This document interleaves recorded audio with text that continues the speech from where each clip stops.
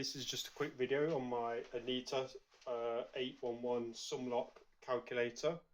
Uh, this is quite an early one in my collection, at least, as it was released in about 1972 according to my research. I've got some similar aged calculators to compare it against, but I believe it is the oldest amongst the bunch. I found this recently at a car boot sale in Kent in the UK, and I said to the guy selling it, well, he said it's £5. I said, if you can show me that it works, I'll buy it. And he had some batteries, and the screen did fully work, and I brought it. It's got its original leather case, and what I found striking immediately looking at it is the sort of brown retro colour, and also the round buttons are quite stylistic in my opinion.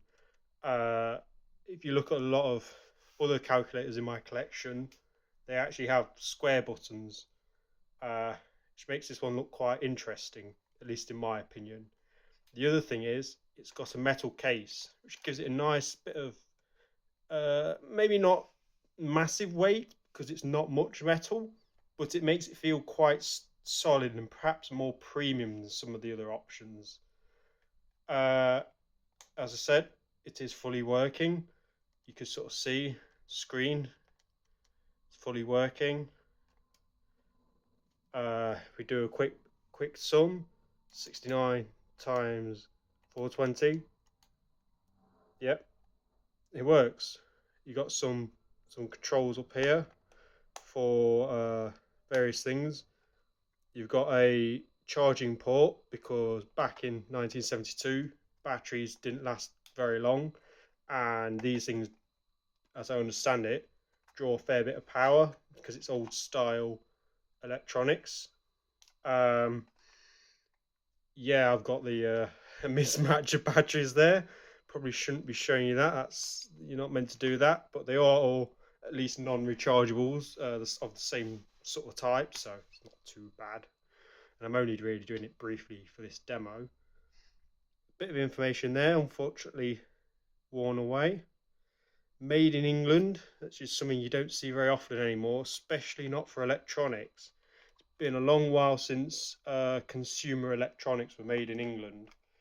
You sort of still get some high-end stuff.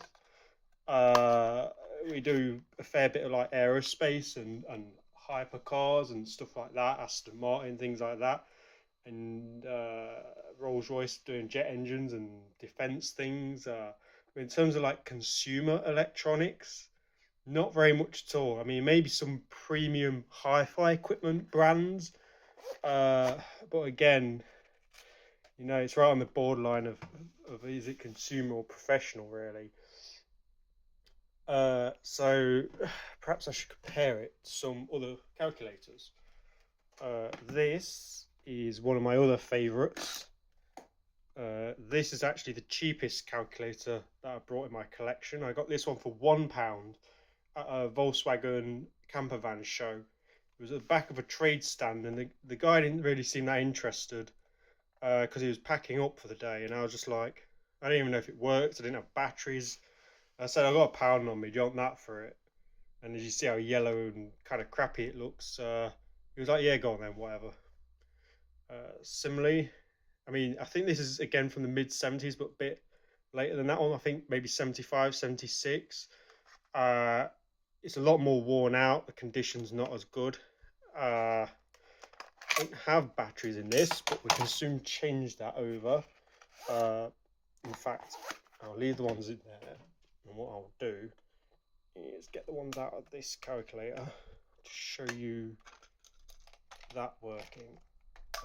1, 2, 3. Now the weird thing with this Rockwell is it's got a dummy battery. Apparently this was a thing to compensate between the two different voltages seen on rechargeables versus non-rechargeables. I don't know. It looks homemade, and homemade dummy batteries were a thing back then. And these just look like drawing pins on each end. but at the same time, there's a peg here, which means you won't be able to get a battery in that slot if you tried, and I have tried before. So I'm not really sure what the deal with that is. Either way, we put those, again, mismatched batteries. Oh no, don't shoot me. Don't shoot me, it's only for a demo. You sort of see, it's a green screen on this one. It's all working. This one is scientific. It's probably the oldest scientific calculator in my collection. It's not as heavy as this one because of the metal casing, as I said earlier, but it is a bit bigger, a little bit thicker. Not much in it though. Yeah. Another one, sort of quick comparison. This where I nicked the batteries from, so I've quickly put them back. You sort of see the information in this one. You see, if you're using NiCad batteries, leave that slot empty. But if you're using alkaline batteries, use all the slots on this model. And what this model is, let me just put these batteries back in. This model is a Texas Instruments TI 2550. It's from, I believe, 1976. It's definitely mid 70s. I might have the exact date a little wrong. I think it's 76. It is a fair bit thicker than either of these two. It is one of my favourite looking calculators because of the big chunky but kind of flat buttons and the colour scheme, the sort of contrast and the way they've done it. I just really enjoy the look of it. The shape of it is very retro. You don't really see calculators this thick and chunky and shaped like that anymore. Both these have red screens, which you sort of see. Where this one has kind of squishy buttons that are kind of quiet but maybe rattle a little bit. Actually, I'd say these don't rattle that much actually, but they're definitely squishy buttons. They don't, what I mean by that is they don't click, they're not tactile, it's just like a spring in there, whereas these are clicky. Depends what your preference is. Personally, I quite like the clicky ones, but I think I like the round design better on this.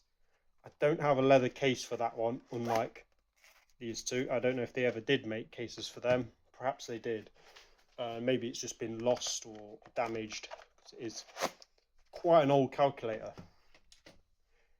One more to sort of throw in the mix of today's video, which is this Braun calculator, which is a fair bit newer. I've forgotten the date, but it's mid 80s, I believe, this model, which is the, you sort of see the type there. It's 4835. There's a bit of a space between the 4 and the 8. I'm not sure why. This one, I think, is, it's either made in Germany or Japan. But Braun was a German company, but they're obviously made in Japan, probably because that's where all the electronics were getting done at the time. The reason I'm comparing this, despite being a lot newer, is because these both have round buttons. I don't think there's any others in my collection that have round buttons, so you can sort of see, in my opinion, this is one of the most modern looking old calculators, at least definitely out of my collection. And this one looks very retro, but it still has the round buttons. Yeah, obviously a lot newer LCD screen, a lot flatter, smaller batteries because it's more power efficient. You get the gist. This is actually what the iPhone calculator was sort of based on. It was an earlier model of the Braun calculators, because their chief designer is a big fan of Dieter Rams, who was the chief designer of Braun in the 80s. So they sort of did I guess took inspiration from the colour scheme put in the equal buttons in that colour and generally the round buttons and stuff like that. Anyway, I'll round that video up there before I keep rambling on about Braun and old designers and random 1980s calculators. Yeah, cheers, bye.